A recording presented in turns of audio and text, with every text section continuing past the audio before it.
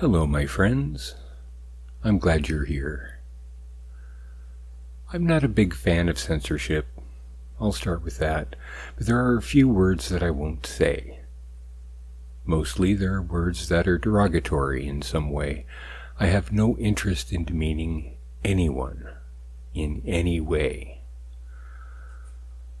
Today's story does not have that problem, but it contains a word that sounds like it is.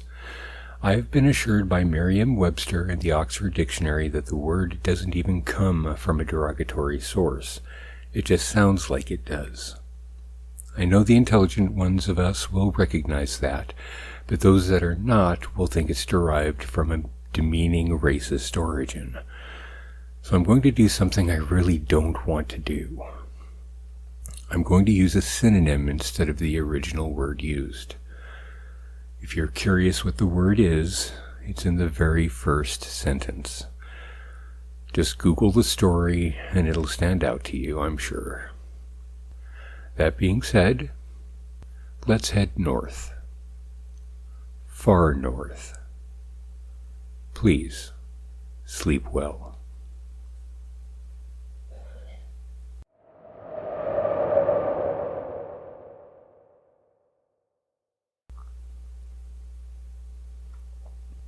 In the Forests of the North by Jack London. A weary journey beyond the last scrub timber and straggling copses into the heart of the barrens where the ungenerous North is supposed to deny the earth are to be found great sweeps of forests and stretches of smiling land. But this the world is just beginning to know. The world's explorers have known it from time to time, but hitherto they have never returned to tell the world. The Barrens. Well, they are the Barrens, the badlands of the Arctic, the deserts of the Circle, the bleak and bitter home of the musk ox and the lean plains wolf. So Avery Van Brunt found them, treeless and cheerless, sparsely clothed with moss and lichens, and altogether uninviting. At least so he found them till he penetrated to the white blank spaces on the map, and came upon undreamed-of rich spruce forests and unrecorded Eskimo tribes. It had been his intention, and his bid for fame, to break up those white blank spaces and diversify them with the black markings of mountain chains, sinks and basins, and sinuous river courses. And it was with added delight that he came to speculate upon the possibilities of timber belts and native villages. Avery Van Brunt, or in full distinction Professor A. Van Brunt of the Geological Survey, was second in command of the expedition, the first in command of the sub-expedition which he had led on a side tour of some 1,000 miles up one of the branches of the Thelon, and which he was now leading into one of his unrecorded villages. At his back plodded 8 men, 2 of them French-Canadian voyageurs, and the remainder strapping Crees from Manitoba way. He alone was full-blooded Saxon, and his blood was pounding fiercely through his veins to the traditions of his race. Clive and Hastings, Drake and Raleigh, Hengist and Horsa walked with him. First of all men of his breed was he to enter this lone Northland village, and at the thought of exultancy came upon him, an exultation, and his followers noted that his leg weariness fell from him and that he insensibly quickened the pace. The village emptied itself, and a motley crowd trooped out to meet him. The men in the forefront, with bows and spears clutched menacingly, and women and children faltering timidly in the rear. Van Brunt lifted his right arm and made the universal peace sign, the sign which all peoples know, and the villagers answered in peace. But to his chagrin, a skin-clad man ran forward and thrust out his hand with a familiar hello. He was a bearded man with cheeks and brow bronzed to copper brown, and in him Van Brunt knew his kind. "Who are you?" he asked, gripping the extended hand. "Andre?" "Who's Andre?" the man asked back. Van Brunt looked at him more sharply. "By George, you've been here some time." "5 years," the man answered, a dim flicker of pride in his eyes. "But come on, let's talk." "Let them camp alongside of me," he answered Van Brunt's glance at his party. "Old Tent Latch will take care of them. Come on." He swung off in a long stride, Van Brunt following at his heels through the village. In irregular fashion, wherever the ground favored, the lodges of moosehide were pitched. Van Brunt ran his practiced eye over them and calculated. 200, not counting the young ones, he summed up. The man nodded. "Pretty close to it. But here's where I live, out of the thick of it, you know, more privacy and all that." "Sit down. I'll eat with you when your men get something cooked up. I've forgotten what tea tastes like. 5 years and never a taste or smell. Any tobacco? Ah, thanks. And a pipe? Good. Now for a fire stick, and we'll see if the weed has lost its cunning." He scratched the match with the painstaking care of the woodsman cherishing its young flame as though there were never another in all the world, and drew in the first mouthful of smoke. This he retained meditatively for a time, and blew out through his pursed lips slowly and caressingly. Then his face seemed to soften as he leaned back, and a soft blur to film his eyes. He sighed heavily, happily, with immeasurable content, and then said suddenly, "God, but that tastes good." Van Brunt nodded sympathetically. 5 years, you say?" 5 years, the man sighed again. "And you, I promise, wish to know about it, being naturally curious, and this a sufficiently strange situation and all that. But it's not much. I came in from Edmonton after muskox, and like Pike and the rest of them, had my mischances. Only I lost my party and outfit. Starvation, hardship, the regular tale, you know, sole survivor and all that, till I crawled into Tent Latches here, on hand and knee." 5 years, Van Brunt murmured retrospectively, as though turning things over in his mind. 5 years on February last. I crossed the Great Slave early in May." "And you are Fairfax?" Van Brunt interjected. The man nodded. "Let me see. John, I think it is. John Fairfax." "How did you know?" Fairfax queried lazily, half absorbed in curling smoke spirals upward in the quiet air. "The papers were full of it at the time. Prevanch. Fairfax sat up, suddenly alert. "He was lost in the Smoke Mountains." "Yes, but he pulled through and came out." Fairfax settled back again and resumed his smoke spirals. "I'm glad to hear it," he remarked reflectively. "Prevanch was a bully fellow if he did have ideas about head straps, the beggar. And he pulled through? Well, I'm glad." 5 years. The phrase drifted recurringly through Van Brunt's thought, and somehow the face of Emily Southwaite seemed to rise up and take form before him. 5 years. A wedge of wild fowl honked low overhead, and at sight of the encampment veered swiftly to the north into the smoldering sun. Van Brunt could not follow them. He pulled out his watch. It was an hour past midnight. The northward clouds flushed bloodily, and rays of somber red shot southward, firing the gloomy woods with a lurid radiance. The air was in breathless calm. Not a needle quivered, and the least sounds of the camp were distinct and clear as trumpet calls.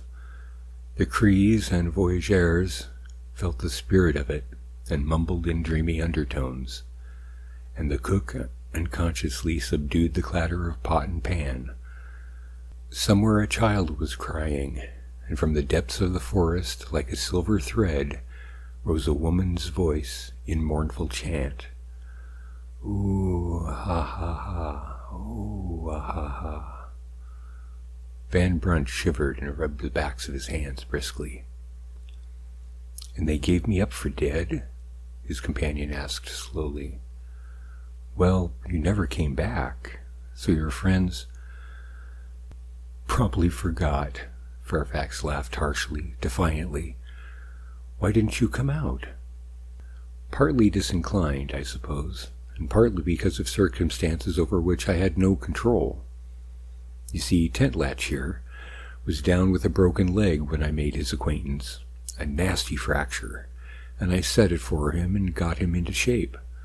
I stayed some time, getting my strength back. I was the first white man he had seen, and of course I seemed very wise and showed his people no end of things. Coached them up in military tactics, among other things, so that they could conquer the 4 other tribal villages, which you have not yet seen, and came to rule the land. And they naturally grew to think a good deal of me, so much so that when I was ready to go they wouldn't hear of it. Were most hospitable, in fact. Put a couple of guards over me and watched me day and night, and then Tent Latch offered me inducements. In a sense, inducements, so to say, and as if it didn't matter much one way or the other, I reconciled myself to remaining. I knew your brother at Freeburg. I am Van Brunt. Fairfax reached forward impulsively and shook his hand. You were Billy's friend, eh? Poor Billy. He spoke of you often. Rum meeting place, though, he added, casting an embracing glance over the primordial landscape and listening for a moment to the woman's mournful notes. Her man was clawed by a bear. She's taking it hard. Beastly life, said Van Brunt, grimacing in disgust. I suppose after 5 years of it, civilization will be sweet. What do you say? Fairfax's face took on a stolid expression. Oh, I don't know. At least they're honest folk and live according to their lights. And then they are amazingly simple. No complexity about them. No 1,001 subtle ramifications to every single emotion they experience. They love, fear, hate, are angered or made happy in common, ordinary and unmistakable terms. It may be a beastly life, but at least it's easy to live. No philandering, no dallying. If a woman likes you, she'll not be backward in telling you so. If she hates you, she'll tell you so, and then, if you feel inclined, you can beat her. But the thing is, she knows precisely what you mean, and you know precisely what she means. No mistakes, no misunderstandings. It has its charm after civilization's fitful fever. Comprehend? No. It's a pretty good life, he continued after a pause. Good enough for me, and I intend to stay with it. Van Brunt lowered his head in a musing manner, and an imperceptible smile played on his mouth. No philandering, no dallying, no misunderstanding. Fairfax also was taking it hard, he thought, just because Emily Southwaite had been mistakenly clawed by a bear. And not a bad sort of a bear either, was Carlton Southwaite. But you are coming along with me, Van Brunt said deliberately. No, I'm not. Yes, you are. Life's too easy here, I tell you, Fairfax spoke with decision. I understand everything, and I am understood. Summer and winter alternate like the sun flashing through the pilings of a fence. The seasons are a blur of light and shade, and time slips by, and life slips by, and then a wailing in the forest and the dark. Listen. He held up his hand, and the silver thread of a woman's sorrow rose through the silence of the calm. Fairfax joined in softly. Oh, ah, ha, ha. Oh, ah, ha, ha, he sang. Can't you hear it? Can't you see it? The women mourning, the funeral chant, my hair white-locked and patriarchal, my skins wrapped in rude splendor about me, my hunting spear by my side, and who shall say it is not well? Van Brunt looked at him coolly. Fairfax, you are a damned fool. 5 years of this is enough to knock any man, and you are in an unhealthy, morbid condition. Further, Carlton Southwaite is dead. Van Brunt filled his pipe and lighted it, and while watching slyly and with almost unprofessional interest, Fairfax's eyes flashed on the instant, his fists clenched. He rose up, and then his muscles relaxed, and he seemed to brood. Michael, the cook, signaled that the meal was ready, but Van Brunt motioned back to delay. The silence hung heavy, and he fell to analyzing the forest scents, the odors of mold and rotting vegetation, the resiny smells of pine cones and needles, the aromatic savors of many camp smokes. Twice Fairfax looked up, but said nothing, and then, "And Emily? 3 years a widow, still a widow." Another long silence settled down, to be broken by Fairfax finally with a naive smile. "I guess you're right, Van Brunt. I'll go along." "I knew you would." Van Brunt laid his hand on Fairfax's shoulder. "Of course, one cannot know, but I imagine, for one in her position, she has had offers." "When do you start?" Fairfax interrupted. "After the men have had some sleep. Which reminds me, Michael is getting angry, so come and eat." After supper, when the Crees and voyageurs had rolled into their blankets, snoring, the two men lingered by the dying fire. There was much to talk about: wars and politics and explorations, the doings of men and the happening of things, mutual friends, marriages, deaths. 5 years of history for which Fairfax clamored. "So the Spanish fleet was bottled up in Santiago," Van Brunt was saying, when a young woman stepped lightly before him and stood by Fairfax's side. She looked swiftly into his face, then turned a troubled gaze upon Van Brunt. "Chief Tentlatch's daughter, sort of princess," Fairfax explained with an honest flush. "One of the inducements, in short, to make me stay. Tom, this is Van Brunt, friend of mine." Van Brunt held out his hand, but the woman maintained a rigid repose quite in keeping with her general appearance. Not a line of her face softened, not a feature unbent. She looked him straight in the eyes, her own piercing, questioning, searching. "Precious lot she understands," Fairfax laughed. "Her first introduction, you know. But as you were saying, with the Spanish fleet bottled up in Santiago?" Tom crouched down by her husband's side, motionless as a bronze statue, only her eyes flashing from face to face in ceaseless search.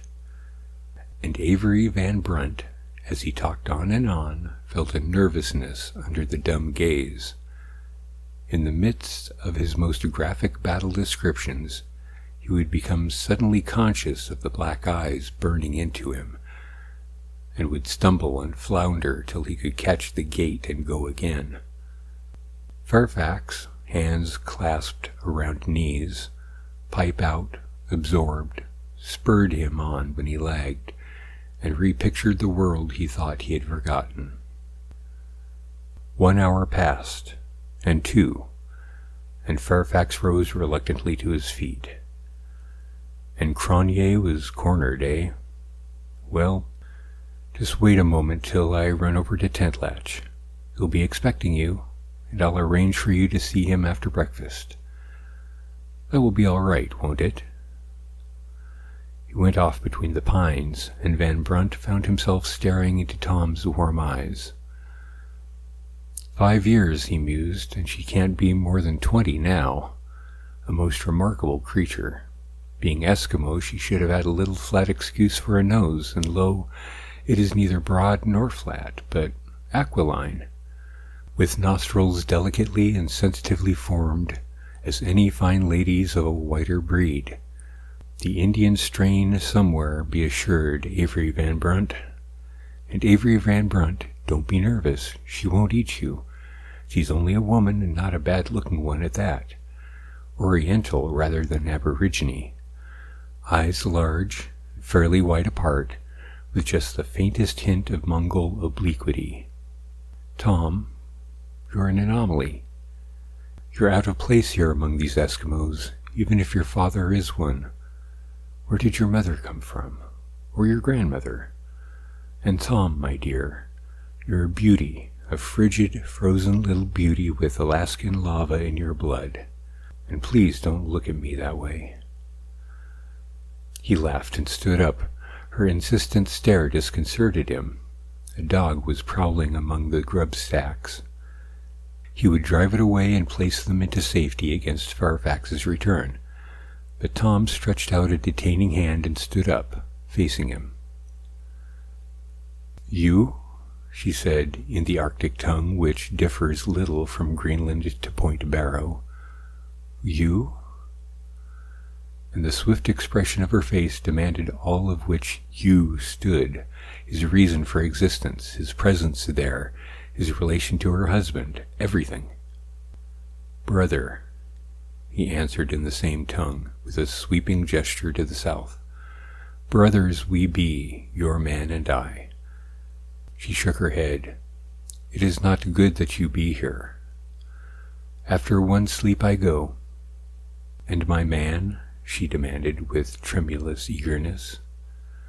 Van Brunt shrugged his shoulders. He was aware of a certain secret shame, of an impersonal sort of shame, and an anger against Fairfax, and he felt the warm blood on his face as he regarded the young savage. She was just a woman, that was all. A woman. The whole sordid story over again, over and over again, as old as Eve and young as the last new love light. My man! My man! My man! She was reiterating vehemently, her face passionately dark in the ruthless tenderness of the eternal woman, the mate woman, looking out at him from her eyes. Tom, he said gravely in English, you were born in the Northland forest, and you have eaten fish and meat and fought with frost and famine, and lived simply all the days of your life. And there are many things indeed not simple, which you do not know and cannot come to understand. You do not know what it is to long for the flesh pots afar. You cannot understand what it is to yearn for a fair maiden's face. And the woman is fair, Tom. The woman is nobly fair. You have been woman to this man, and you have been your all. But your all is very little, very simple. Too little and too simple, and he is an alien man. Him you have never known. You can never know. It is so ordained. You held him in your arms, but you never held his heart. This man with his blurring seasons and his dreams of a barbaric end. Dreams and dream dust, that is what he has been to you. You clutched at form and gripped shadow, gave yourself to a man, and bedded with the wraith of a man. In such manner of old to the daughters of men whom the gods found fair. And Tom, I should not like to be John Fairfax in the night watches of the years to come, in the night watches when his eyes shall see, not the sun-gloried hair of the woman by his side, but the dark tresses of a mate forsaken in the forests of the north. Though she did not understand, she had listened with intense attention, as though life hung on his speech. But she caught at her husband's name and cried out in Eskimo, "Yes, yes, Fairfax, my man." poor little fool, how can he be your man? But she had not understood his English tongue, and deemed that she had been trifled with. The dumb, insensate anger of the mate-woman flamed in her face, and it almost seemed to the man as though she crouched panther-like for the spring. He cursed softly to himself and watched the fire fade from her face, and the soft, luminous glow of the appealing woman sprung up, of the appealing woman who forgoes strength and panoplies herself wisely in her weakness. "He is my man," she said gently. "Never have I known other. I cannot be that I should ever know other, nor can it be that he should go from me." "Who has said he shall go from thee?" he demanded sharply, half in exasperation, half in impotence. "It is for thee to say he shall not go from me," she answered softly, a half-sob in her throat. Van Brunt kicked the embers of the fire savagely and sat down. "It is for thee to say, he is my man. Before all women, he is my man. Thou art big, thou art strong, and behold, I am very weak. See, I am at thy feet. It is for thee to deal with me. It is for thee." "Get up." He jerked her roughly erect and stood up himself. "Thou art a woman, wherefore the dirt is no place for thee, nor the feet of any man." "He is my man." "Then Jesus forgive all men," Van Brunt cried out passionately. "He is my man," she repeated monotonously, beseechingly. "He is my brother," he answered. "My father is Chief Tentlatch. He is a power of over 5 villages. I will see that the 5 villages be searched for thy choice of all maidens, that thou mayest stay here by thy brother and dwell in comfort. After one sleep I go. And my man, thy man comes now. Behold." From beyond the gloomy spruces came the light caroling of Fairfax's voice. As the day is quenched by a sea of fog, so his song smote the light out of her face. "It is the tongue of his own people," she said. "The tongue of his own people." She turned with free movement of a lithe young animal and made off into the forest. "It's all fixed," Fairfax called as he came up. "His Regal Highness will receive you after breakfast." "Have you told him?" Van Brunt asked. "No, nor shall I tell him till we're ready to pull out." Van Brunt looked with moody affection over the sleeping forms of his men. "I shall be glad when we are 100 leagues upon our way," he said.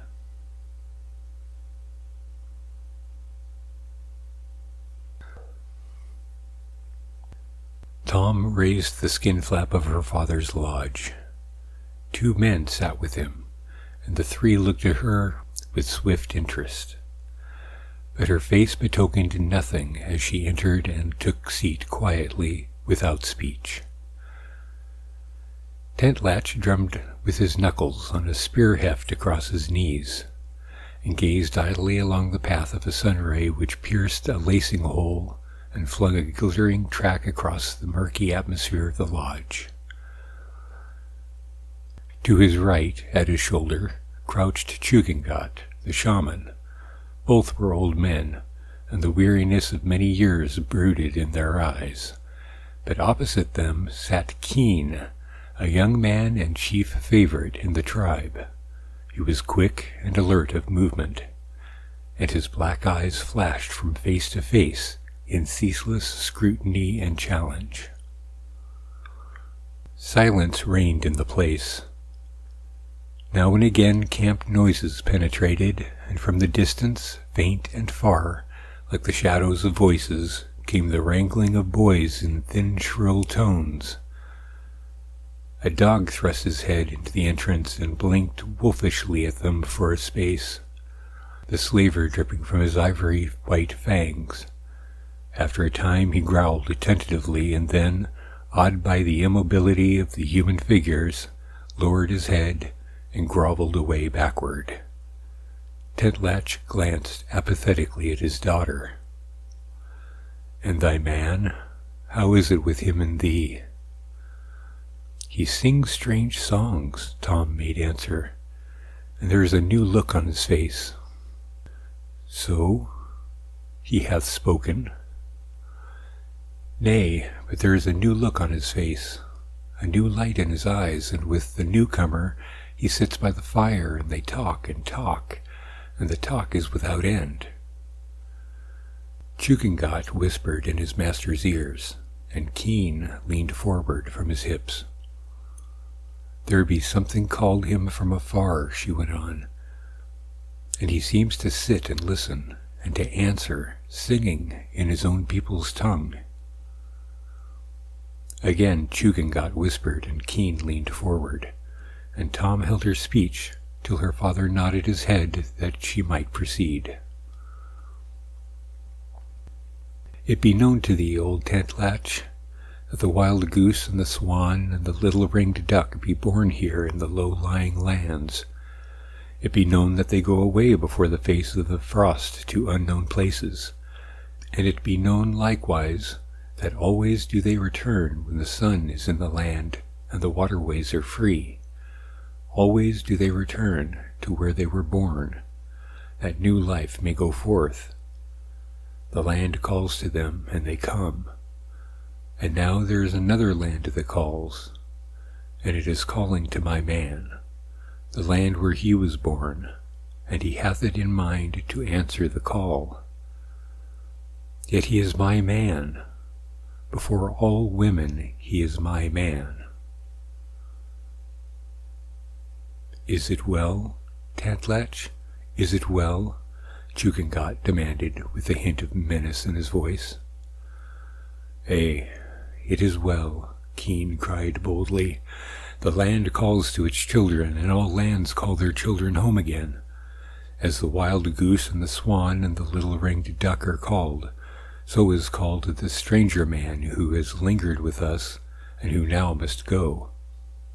Also there be the call of kind. The goose mates with the goose, nor does the swan mate with the little ringed duck. It is not well that the swan should mate with the little ringed duck, nor is it well that stranger men should mate with the women of our villages. Wherefore I say the man should go to his own kind in his own land." "He is my own man," Tom answered, "and he is a great man." "Aye, he is a great man." Chukengat lifted his head with a faint recrudescence of youthful vigor. "He is a man, and he put strength in thy arm, O Tentlatch, and gave thee power, and made thy name to be feared in the land, to be feared and to be respected.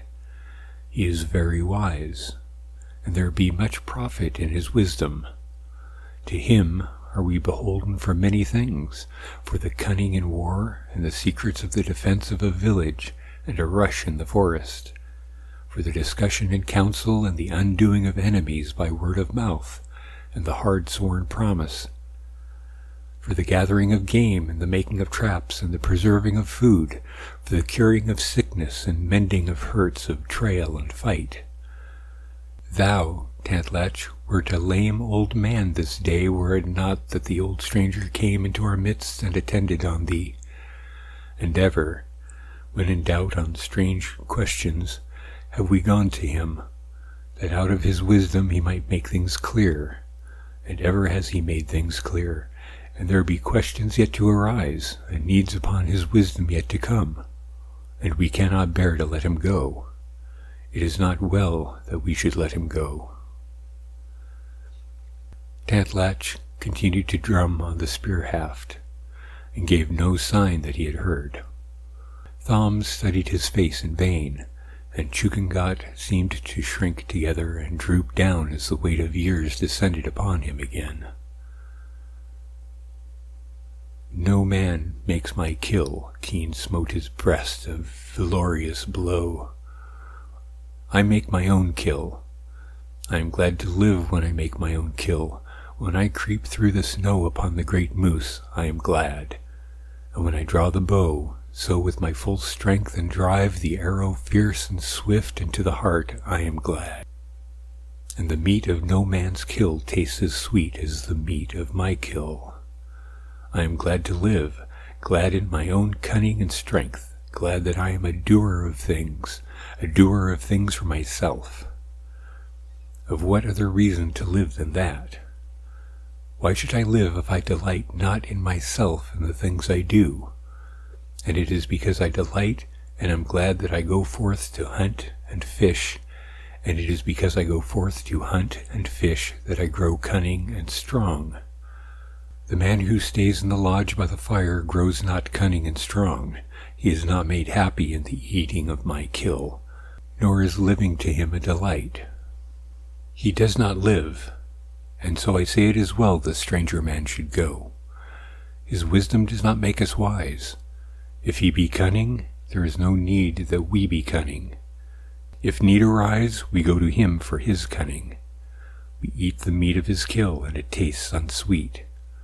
We merit by his strength, and in it there is no delight.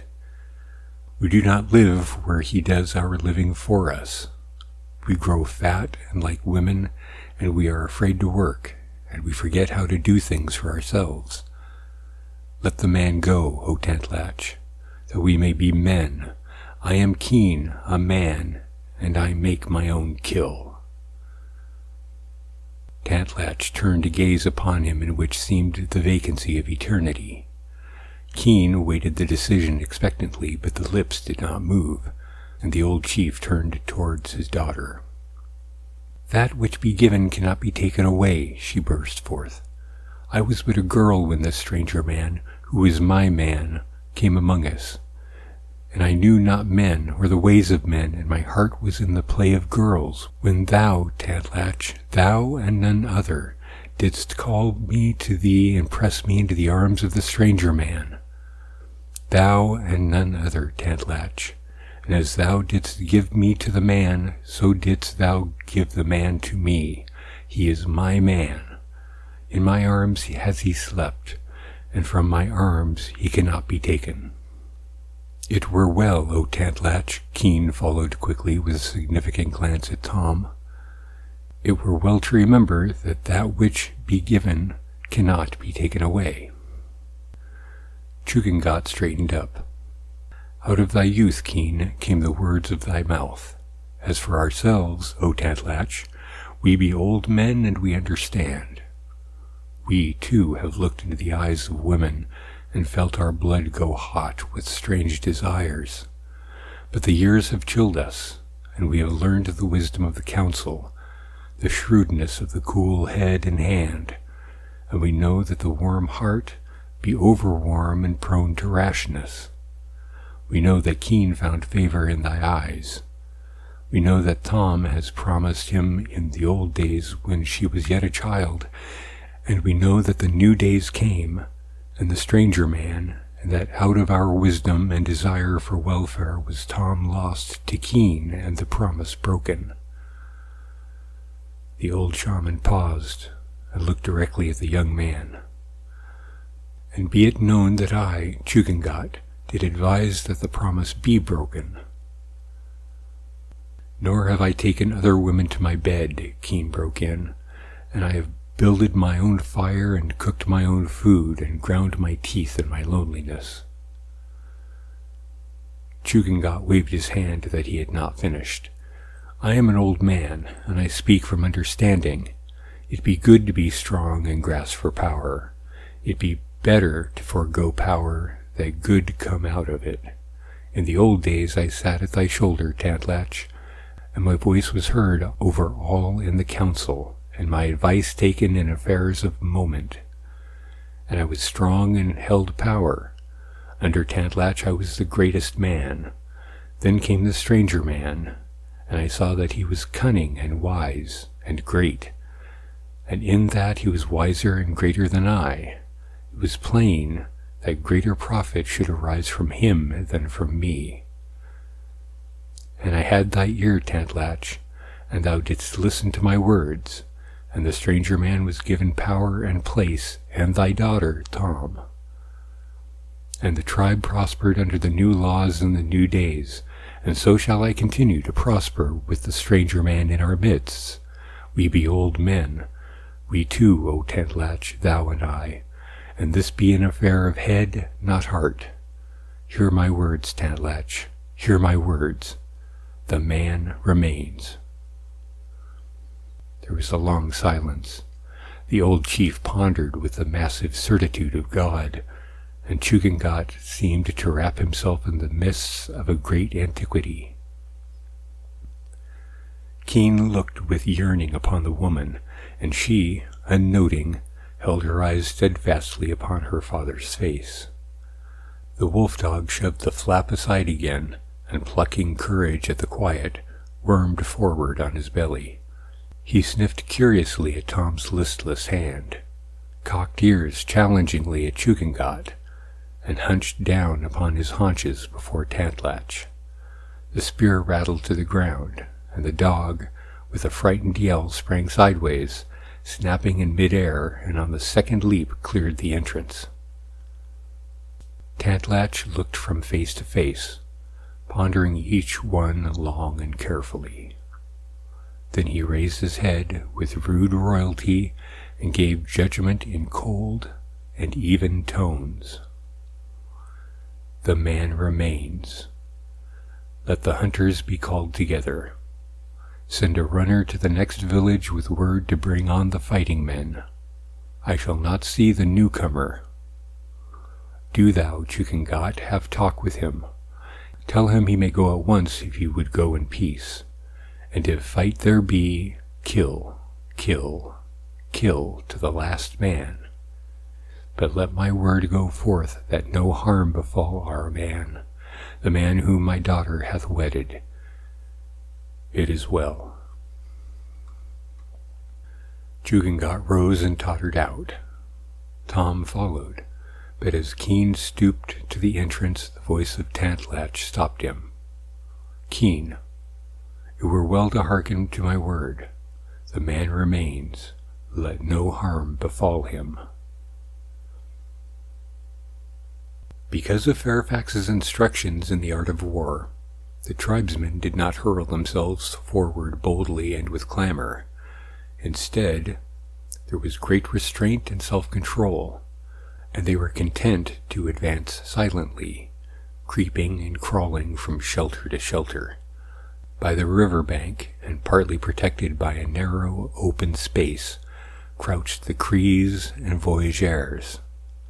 Their eyes could see nothing, and only in vague ways did their ears hear, but they felt the thrill of life which ran through the forest, the indistinct, indefinable movement of an advancing host.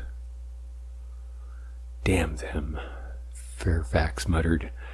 "They've never faced powder, but I taught them the trick." Avery Van Brunt laughed, knocked the ashes out of his pipe, and put it carefully away with the pouch, and loosened the hunting knife in its sheath at his hip. "Wait," he said. "We'll wither the face of the change and break their hearts. They'll rush scattered if they remember my teaching. Let them. Magazine rifles were made to pump. We'll... Good. First blood. Extra tobacco. Loon." Loon, a Cree, had spotted an exposed shoulder, and with a stinging bullet apprised its owner of his discovery. "If we can tease them into breaking forward," Fairfax muttered. "If we can only tease them into breaking forward." Van Brunt saw a head peer from behind a distant tree, and with a quick shot sent the man sprawling to the ground in a death struggle. Michael potted a third, and Fairfax and the rest took a hand, firing at every exposure and into each clump of agitated brush. In crossing one little swale out of cover, 5 of the tribesmen remained on their faces, and to the left, where the covering was sparse, a dozen men were struck, but they took the punishment with sullen steadiness, coming on cautiously, deliberately, without haste and without lagging. 10 minutes later, when they were quite close, all movement was suspended. The advance ceased abruptly, and the quietness that followed was portentous, threatening. Only could be seen the green and gold of the woods and the undergrowth, shivering and trembling to the first faint puffs of the day wind. The wan-white morning sun mottled the earth with long shadows and streaks of light. A wounded man lifted his head and crawled painfully out of the swale, Michael following him with his rifle but forbearing to shoot. A whistle ran along the invisible line from left to right, and a flight of arrows arched through the air. "Get ready," Van Brunt commanded, a new metallic note in his voice. "Now!" They broke cover simultaneously. The forest heaved into sudden life. A great yell went up, and the rifles barked back sharp defiance. Tribesmen knew their deaths in mid-leap, and as they fell, their brothers surged over them in a roaring, irresistible wave. In the front of the rush, hair flying and arms swinging free, flashing past the tree trunks and leaping the obstructing logs, came Tom. Fairfax sighted on her, and almost pulled trigger ere he knew her. "The woman! Don't shoot!" he cried. "See, she is unarmed!" The Crees never heard, nor Michael and his brother Voyageur, nor Van Brunt, who was keeping one shell continuously in the air. But Tom bore straight on, unharmed, at the heels of a skin-clad hunter who had veered in before her from the side. Fairfax emptied his magazine into the men to the right and left of her, and swung his rifle to meet the big hunter. But the man seemed to recognize him, swerved suddenly aside, and plunged his spear into the body of Michael. On the moment, Tom had one arm passed around her husband's neck and twisting half about, with voice and gesture was splitting the mass of charging warriors. A score of men hurled past on either side, and Fairfax, for a brief instant's space, stood looking upon her and her bronze beauty, thrilling, exulting, stirred to unknown deeps, visioning strange things, dreaming, immortally dreaming. Snatches and scraps of old-world philosophies and new-world ethics floated through his mind, and things wonderfully concrete and woefully incongruous. Hunting scenes, stretches of somber forest, vastnesses of silent snow, the glittering of ballroom lights, great galleries and lecture halls, a fleeting shimmer of glistening test tubes, long rows of book-lined shelves, the throb of machinery and the roar of traffic, a fragment of forgotten song, faces of dear women and old chums, a lonely watercourse amid upstanding peaks, a shattered boat on a pebbly strand, quiet moonlit fields, fat vales, the smell of hay. A hunter, struck between the eyes with a rifle ball, pitched forward, lifeless, and with the momentum of his charge slid along the ground. Fairfax came back to himself. His comrades, those that lived, had been swept far back among the trees beyond. He could hear the fierce "yah, yah" of the hunters as they closed in and cut and thrust with their weapons of bone and ivory. The cries of the stricken men smote him like blows. He knew the fight was over, the cause was lost, but all his race traditions and race loyalty impelled him into the welter that he might die at least with his kind. My man, Tom cried. "Thou art safe." He tried to struggle on, but her dead weight clogged his steps. "There is no need. They are dead, and life be good." She held him close around the neck, and twined his limbs about his until he tripped and stumbled, reeled violently to recover footing, tripped again, and fell backward to the ground. His head struck a jutting root, and he was half stunned and could struggle but feebly. In the fall she had heard the feathered swish of an arrow darting past, and she covered his body with hers, as with a shield, her arms holding him tightly, her face and lips pressed upon his neck. Then it was that Keene rose up from a tangled thicket a score of feet away. He looked about him with care. The fight had swept on, and the cry of the last man was dying away. There was no one to see. He fitted an arrow to the string and glanced to the man and woman. Between her breast and arm the flesh of the man's side showed white. Keen bent the bow and drew back the arrow to its head. Twice he did so, calmly and for certainty, and then drove the bone-barbed missile straight home to the white flesh, gleaming yet more white in the dark-armed, dark-breasted embrace.